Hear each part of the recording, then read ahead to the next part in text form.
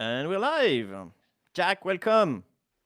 Thank you, Jeremy. Another great day for a podcast session together. Yeah, it's a rapid fire actually. And maybe we should start by introducing ourselves. So, for those who don't know me, I'm Jeremy, the founder of quickmail.io. And my name is Jack. I run salesbread.com, an outbound lead generation agency that helps busy execs book meeting with the kind of people they want to do business with. So we're coming at you with some outbound experience and hopefully some guidance so that you can do an even better job getting people to reply, essentially. Yeah, That's yes. basically So, it. we collected a bunch of questions we're going to go through. And technically, this is a rapid fire. So, it should be like a very quick answer, but sometimes we spend a bit more time on a question just because we like it and want to go deeper into the subject. Yeah, and I think there's a couple questions we'll get into that may push buttons here, so I wouldn't imagine we're going to be out of here too quickly. But Certainly. with that said, if you like some of the stuff we're talking about, we do have a masterclass on this topic, fortunately. How about it? And it's basically everything condensed into, I don't know, couple hours, a dozen-ish of lectures and guides and PDFs and worksheets and homework and stuff that should get you on track to a really good outbound campaign without having to listen to 200 episodes of this show and then some. That's right. I think you're even actually answering the first question, which is what's the best source to learn about cold emailing, right? Look at that softball question here. Well, besides Softball. course.quickmail.io, there are lots of good resources for sharpening your outbound skills or your cold email skills, but I'll give you two. I think if you studied just general copywriting principles, if you grab a list of the top 50 copywriting books, you're going to be a couple steps ahead of the game. And because cold emailing is becoming more and more technical in terms of web scraping and list building and putting together apps that are going to contact your prospects, I do suggest you take an entry level thing on programming. Something that changed my life completely was automate the boring stuff with Python.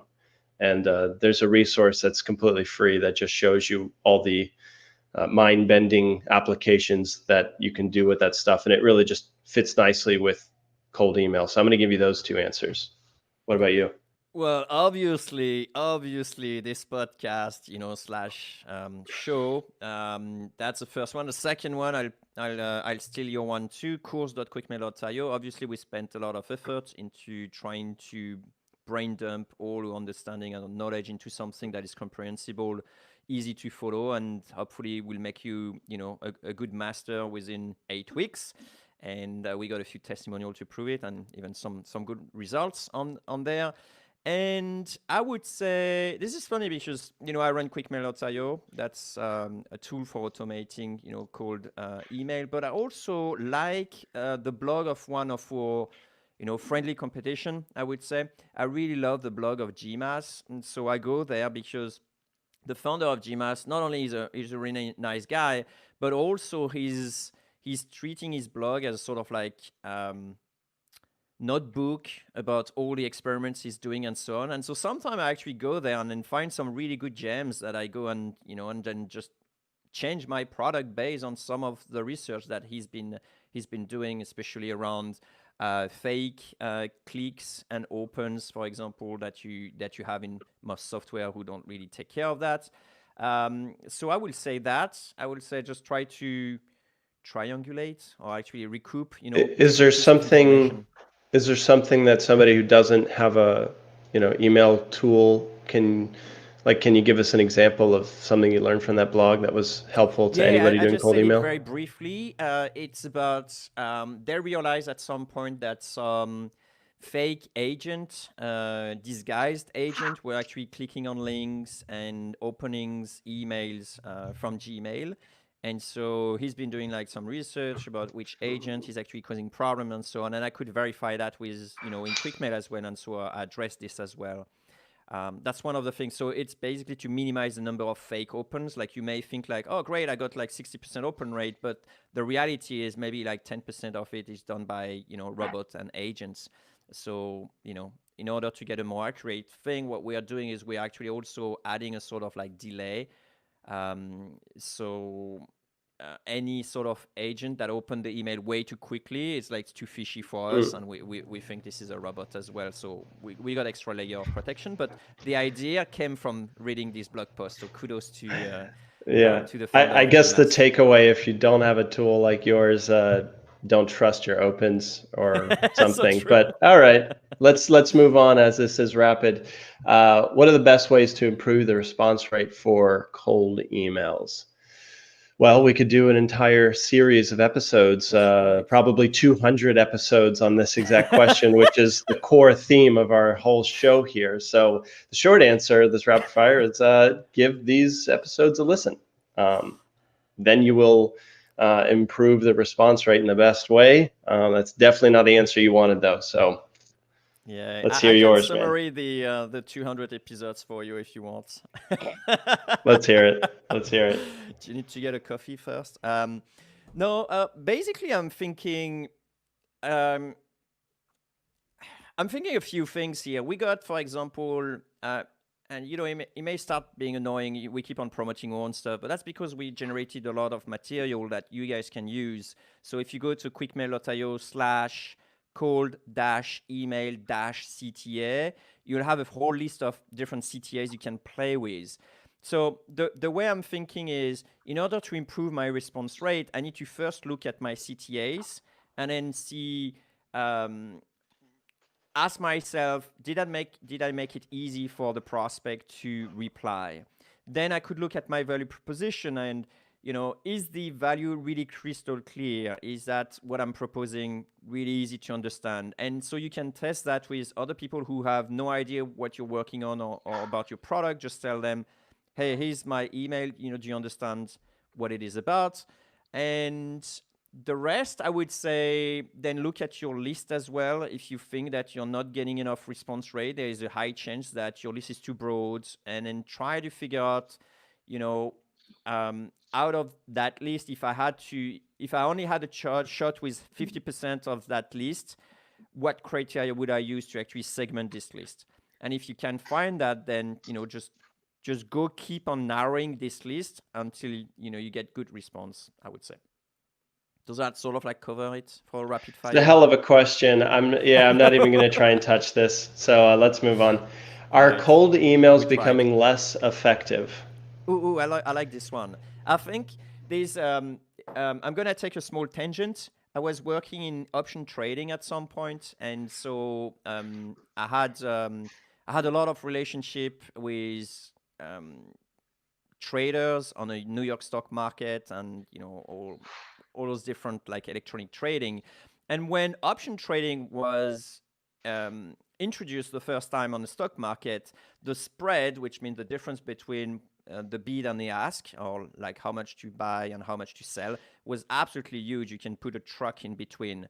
And but with electronic trading, as everything was like speeding up, the technology advance and so on, then the margin started to shrink. And then you always had those old timer trader that was like, man, it was so good in the old time. I could make buckloads of money, really easily and so on. And I think it's the same for any sort of industry, any type of thing. Like 5 years ago, doing cold email, man, that was an easy job, right? And then you could have like lots of replies and stuff like that. So I don't think it is becoming less effective, but I think it does becomes harder and require you to have, the playing field has leveled up, and then you have to the what is needed to actually play the game is much higher and requires a bit more like discipline approach, and it's no more like those Yeah, good old days where you could do and anything. getting more practical or concrete. I think cold emails are becoming more expensive to send because each prospect on your list needs um, double verification, lots of research to qualify them, lots of personalization to stand out in their inbox, to even make it in their inbox. And potentially some other channels to use, like LinkedIn, maybe even SMS that we'll get to in a moment, email. So in short, it's getting more expensive to reach these people, and it's less of a numbers game and less of this system to be gamed, such as set up, 10 different outbound accounts that are brand new and just blast away from them. You can't really do that. It's moving more and more towards um, yeah, kind of a network that you have. You can't just like blow people up. It is a little bit trickier, but if you crack it, there's still lots of fun to be had in the channel, without a doubt. We have people extremely successful. So it's not really about like is that becoming less effective, really. It's just like how how good I are you at mean, catching up as uh, well with the however, I mean, if you looked at like, are the 2017 strategies still effective? No, no. they're not. But if you adapt, you can Yeah, that's a great again point. have lots of fun. Okay, Rapid fire. moving on. What's We have to one thing I constantly should remind ourselves it's rapid fire because I know. we love having a good chat. What's one thing I should stop doing with cold email, Jeremy? I can't believe I'm saying that in 2020, but stop presenting yourself. Like, I still receive a cold email that say, "Hey, my name is XYZ. I worked at, whatever, and I'm the business director." It's like, seriously? I mean, that's your signature. If I wanted to see who you were, I will check at your signature, I will check at your name, but I can't believe people are still doing that. What about you, Jack? Yeah, the templates are dead, and now it's like every person on your list should see a different message. So this has been my song I've been singing for a couple years now, but personalize. You should stop leaning on a real good template that you once had working, and instead use lots of merge tags so that template morphs every single person that gets it. Well said. Yeah, I'm just afraid it's old news at this point. But like you mentioned in yours, there are still some basic principles that haven't gotten out there, such as introducing yourself in the first line, right? But with that, this is rapid fire. We're on next question. How many links can I have in my cold email and not get deliverability issues? Fair question. Let me take a stab at this, Jeremy. Go for My it. my thinking is it doesn't matter how many links you have in terms of deliverability per se. What's more important is the engagement, the quality of your list, what people actually do with that email that has 1, 0, or 5 links in it. If people are interacting with it, you'll find that you can get lots of great results, even if you have 5 links in an email. However, basic guidelines will tell us you're going to help yourself out in terms of deliverability by removing links. Now, my only exception is if you carefully analyze each link in your email and you decide that the prospect, the human being, let's ignore spam filters for right now, would the human being benefit a lot from seeing this link? If so, I'd leave it. If not, I'd kill it. Ditto that for images. Images. Images. Images. Yeah, I think it's pretty much along. My answer is pretty much along the same line. Um, just make sure all your links are valuable. Like if this is the first email I'm sending you, I'm not going to bombard you with like 10 links to check, right? So make it relevant. A link to your LinkedIn profile may very well be relevant. If this It's is also what a white it's labeled link, isn't it? that's that's right. That's right. Yeah. Um, so you stand less chances of getting caught by spam filter if this is a LinkedIn profile URL for sure. You have other white listed URL. Um, I don't remember on the top of my head. Um, But usually, yeah, those are like links that are very popular, but not shortener links. So you have to avoid shortener links. So don't think you're cool or want to track the number of links. by just adding a bit.ly link or whatever, you're gonna be more likely to end up in spam. So use like the proper long link.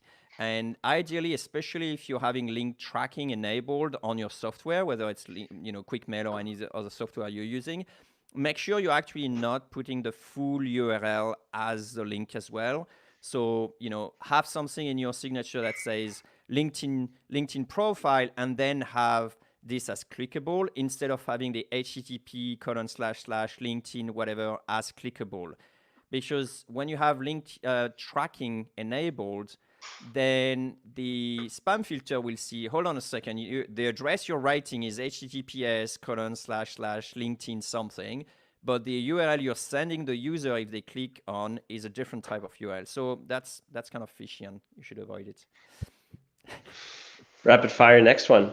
All right. What's an easy way to write a good follow-up email? So broad question, but this time I do have a very practical and what I would consider helpful answer, because this is how I write my follow-ups. So check it out. So you need a transition. Where's my hand? You need a transition, you need a value prop, you need a CTA. So go ahead and just write out your top 3 value props, maybe top 4, top 5, and then on the column to the right, just write out different calls to action that you can ask. So is this relevant? Is this on your radar? Are you the person in charge? Whatever. Just have a couple different. There's a resource for CTAs. What is it, Jeremy?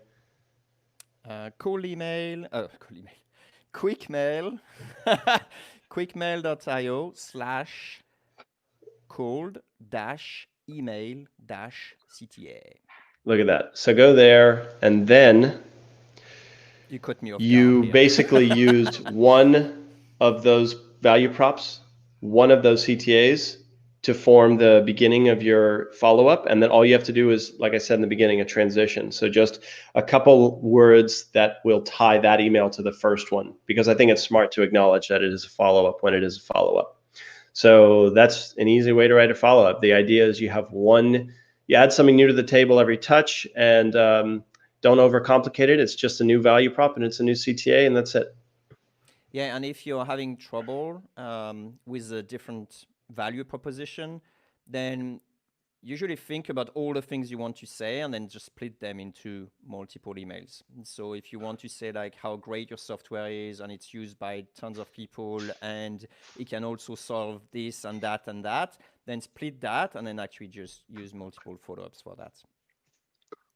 Look at us. Okay, we're moving right along. Should I invite prospects to a Zoom call or a phone call or both or what?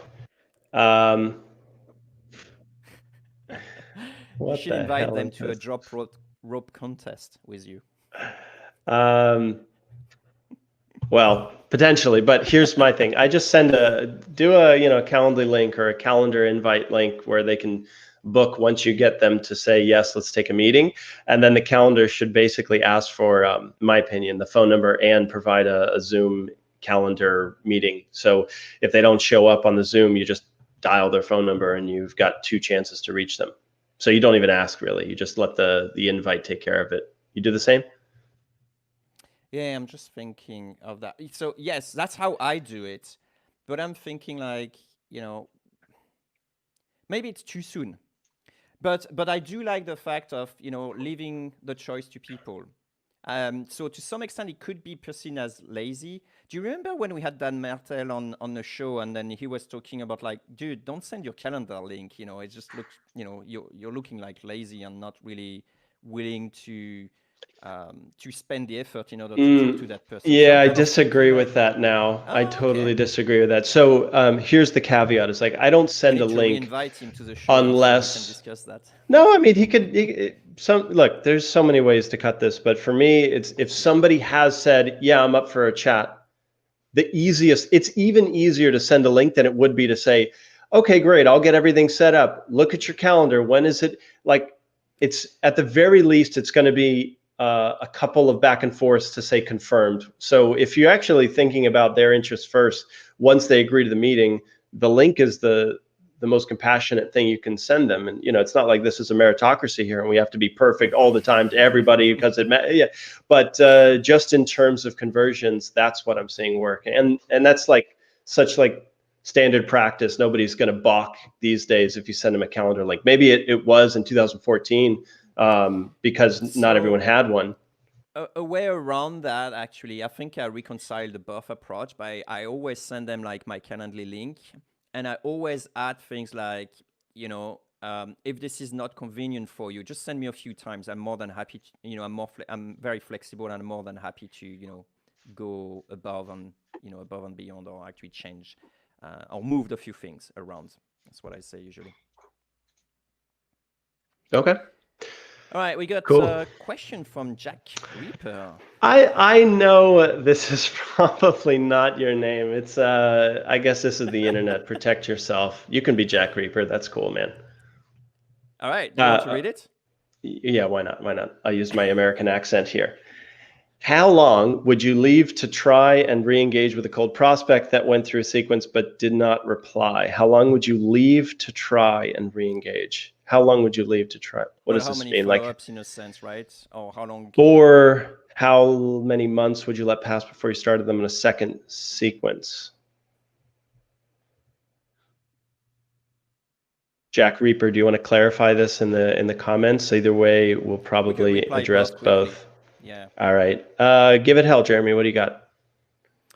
Well, given it is man, I don't want to do a whole cast on it, but basically you have to consider deliverability as well. So if people don't really engage at all with your content, then it may be safe to remove them at some point, because they may just, hit the spam button every time they receive an email from you. The other thing, which is the counterpart to balance, and if anyone has a better formula, then that's great. But the counterpart to balance it with is a lot of things are timely. So if you actually stop contacting this person, I will just basically leave it like 6 months or a year before recontacting the same person. Because at the end of the day, if they are a good prospect, the chances are that next year they're still a good prospect for your service. So, and then by a year time, people will have kind of forgotten you. And if they do remember you, then you already left a good impression, hopefully a good one.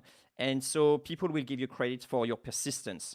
But if you send like every week or stuff like that, then that may annoy people. But if you send every 6 months or every year, I think it's very reasonable to say like, oh man, this guy Yeah. is still in business, he's still in the same thing, he's still looking to help me.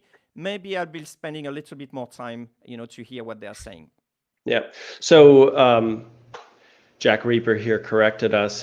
He's looking for the gap between two sequences, and I would say that depending who you talk to, some people never turn off their sequences. They hammer prospects indefinitely until they switch businesses. Now, what I would do is more like you said, Jeremy. Wait 6 months, and then here's like an important step: go back and look them up on LinkedIn. Make sure they're at the same company or at the same job, because they may either need to be removed or switch the message for, right? So just because they are relevant and should be on your list today, in 6 months, it could be complete spam in every definition of the word. So 6 months, and on one of those touches, I would not hesitate to mention that you tried last year to get their take on That's something, a good one. but by all means, bring something new to the table, because yes, timing is important, and it's a black box we'll never know, but it's your chance here to mix things up. And if that message didn't resonate, perhaps a new case study that you put together, or a new value prop, or a new testimonial that you have can win them over. So Jack, don't we don't reuse talked stale last year stuff. already. Since then, I signed up with, X, Y, and Z customer. Is that worth, which, is this on your radar this year? Close, Further? yeah, close. I mean, it's not necessarily all about what you did, right? You have to connect that gap between, okay, I did something Fair cool, point. which means, right? But I Recipients. like it. Okay, Jack Reaper. Hopefully, we did your question justice. We got Let's someone from cont. Facebook. Never send a Yeah, link as a standalone. I'm asking them to work, maybe as an option, but not as a standalone. I think he's talking about a calendar invite. Yeah, mostly the calendar link. All right, we got Okay, another question as well from Luc Avedon. Hi, what's up, Luc? Luke. Good to see you here. Right. Luke, so he's asking thoughts on the utility of a telephone. Pickup rates seem to just go down and down. Will the phone ever truly die? Okay, so here's the utility of a phone in my book. If you're like seriously building out the world's best sales organization, you keep your phone on your desk and you turn on a tracker for clicks and or when opens equals more than 2. And as soon as that goes off, have a Slack notification alert you of the prospect and you call them right then. That works. And it's also nice because you're not hammering prospects through the phone. Instead, you just kind of grab them at the right time. So I don't think the phone is going anywhere. I mean, as long as people walk around with them in their pockets, it's just like cold email. The rules are changing a little bit in order to be effective.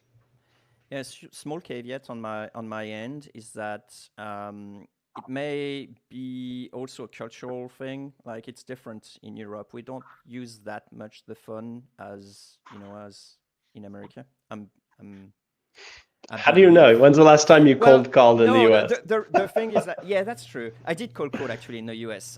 It was for real estate. That was fun How'd actually. it We had go? some good How'd it fun. go? Yeah, it was good fun.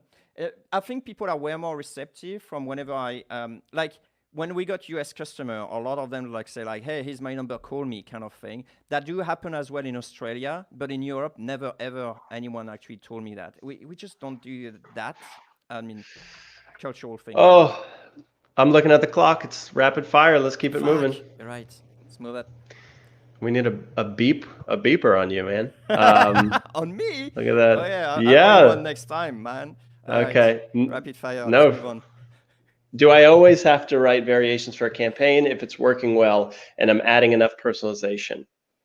So we have mentioned that you use variations for a number of reasons. The main one, though, is deliverability to mix up what's going out of your inbox. Now, this question's interesting because if you're adding lots of personalization, does that still hold weight? And I'm going to say not as much. I'm going to say What do you not mean? not really.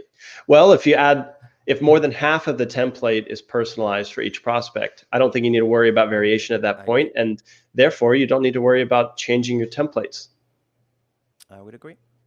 Shall we Okay, move on? moving on. All right. How many people at a company should I target at once? Is one the golden number? That one It you should be. depends. Yeah. It depends how big the company is. So if it's less than 50, one at a time is polite because everybody probably knows everybody, especially if you're going after same people in the same department. They're going to talk about you if it's for better or for worse at the break room or on their Slack channel. So I would do one at a time if it's 50 or less, and maybe a little bit more as the employee counts go up. When you start reaching out to companies with 5 or 10,000 employees, that number can go up to 10 safely because you're talking about a company that's across different continents, and it really is a harder and harder question, even if you spent an hour analyzing the organization, who you should contact. So in that case, it's appropriate to reach out to 10 people, in my opinion, if you're going after the Nikes and IBMs of the world. Love it. Don't have anything else to add. Well, then let's go to the next one. Thoughts on an SMS campaign? That's an interesting one. And I don't have enough data. I can't say. And it's stupid because we added that into quick mail. Some people are using it, but they never checked actually the data. So I So it don't know. works really well. SMS campaigns work extremely well. You have to keep, if you think cold emails need to be short, SMS is basically a tweet, and it's basically just a question. And I have seen this work best when it follows a couple of cold emails or LinkedIn messages. It's like a last ditch resort, Hail Mary, because by then they will have hopefully seen your message either in their inbox or LinkedIn, and you're just grabbing them as a final time. So you don't even need to explain yourself that much. So it's basically just question around the topic. And like apparently the response rate for SMS is close to the open rate for email or LinkedIn. So it's Wow. open rate for it. It just works really well. The problem is a lot of people hate it. So the responses can be negative if you do it incorrectly. You have to be right message, right time, right person kind of thing. So Yeah. you'll So get a for response. some, Just be careful. yeah, we don't have. Maybe we should do like a whole cast once. I grab some data from the SMS and then we can like dig a little bit deeper. That's a tough one to say.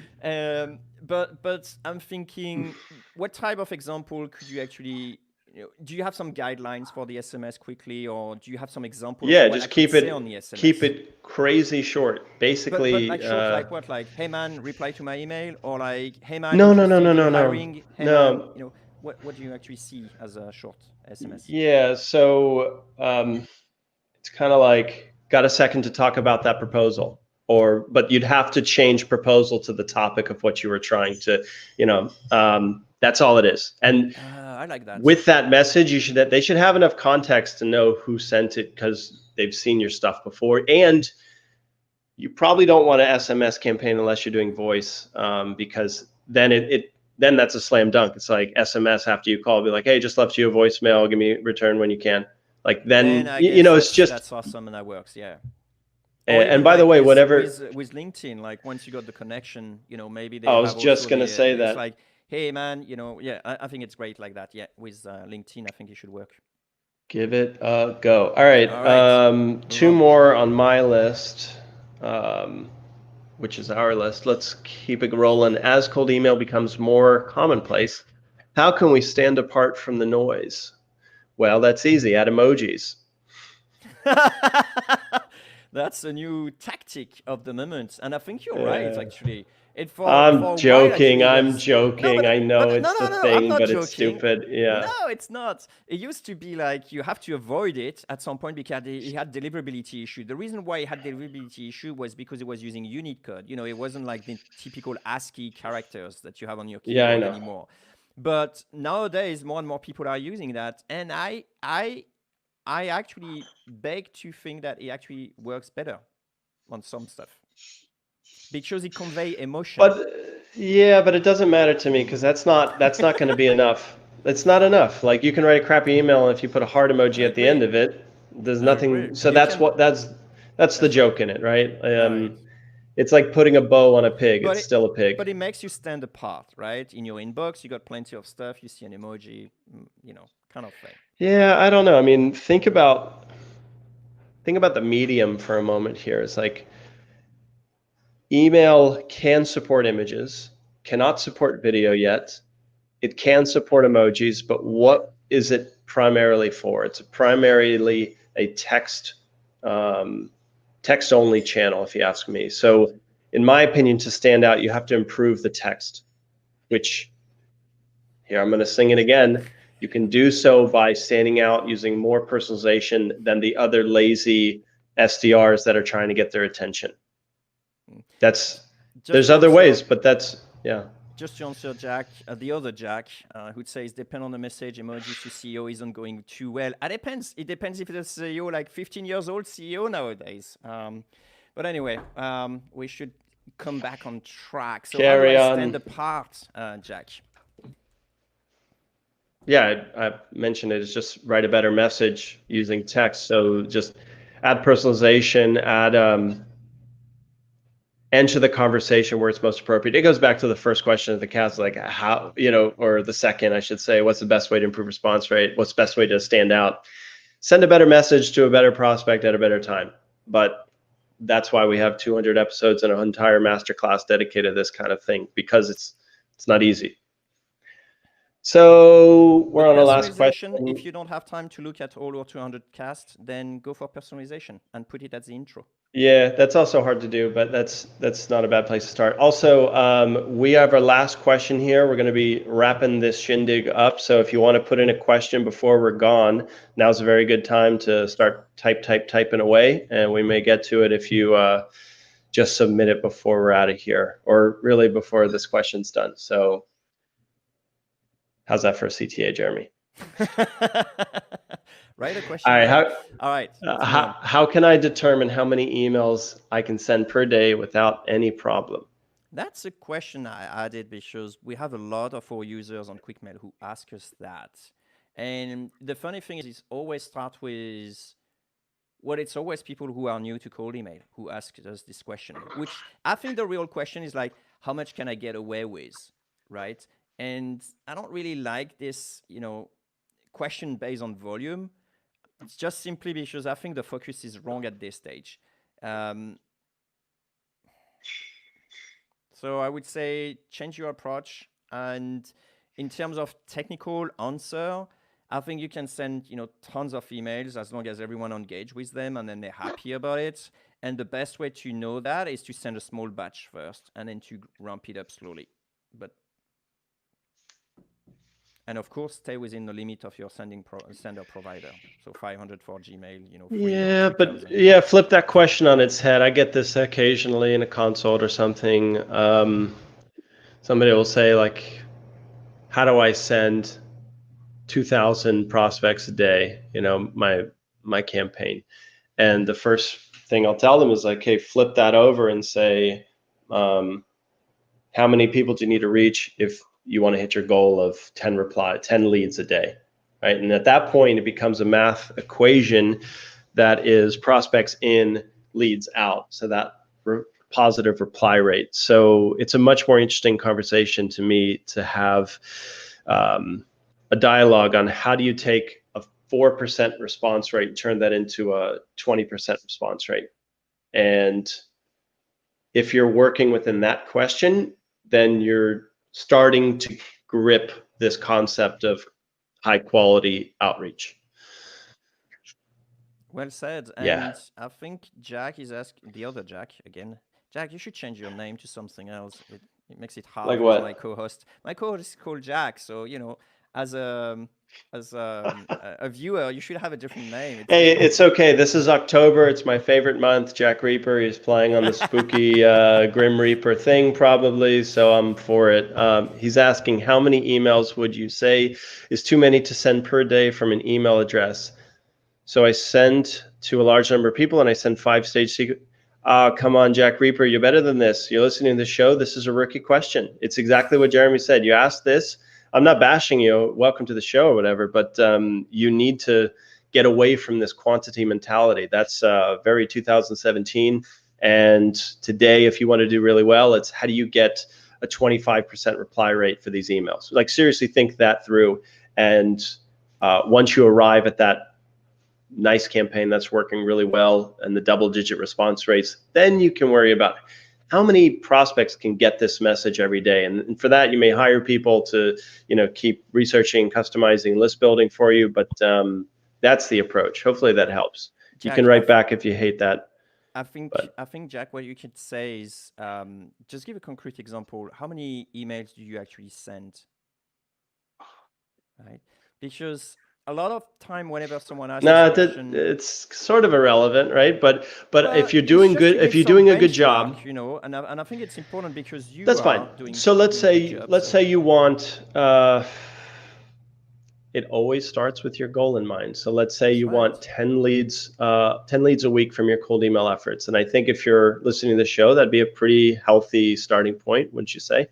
So if you had a 10% positive reply rate, that means 100 people a week. It's not a lot. Everybody on that list should get tons of personalization. And you can move those numbers from there as you see fit, Yeah, right? and as you Depending see, on like the reply rate you're getting. 100 is like way below any type of limit you will have with your provider. And I think it That's comes why I from the love it. fear. I think it comes from the fear of, not getting enough leads. And and I see your face, and yes, it's a rapid fire show, Jack. So I think we're gonna wrap it up. Oh, Um, no, no, you go ahead. Go ahead. Oh, right, right. No, no. I was like starting to do another episode. You know me. So, Uh, but basically, I think it's the fear of like how much, how can I get more prospect? Am I not leaving some potential good prospect on the table, or how can I maximize my number of replies? But very often, this is not by going volume, right? You're gonna eat some other problems, and you don't want that. So like what Jack said, like even with 100 emails, that works fine if you just need like 10 good leads. That's the story. All right. Well, we've come to our end of our rapid fire. If you're joining from clicking on one of my links on my email newsletter, thank you very much for joining. It's cool you're on my list. If you're not on my list yet, you might want to head over to salesbread.com, and at the bottom there's like a nice little opt-in thing, and you'll get my goodies that I send out every now and then on doing better outreach. So shout out to my list members. You guys rock.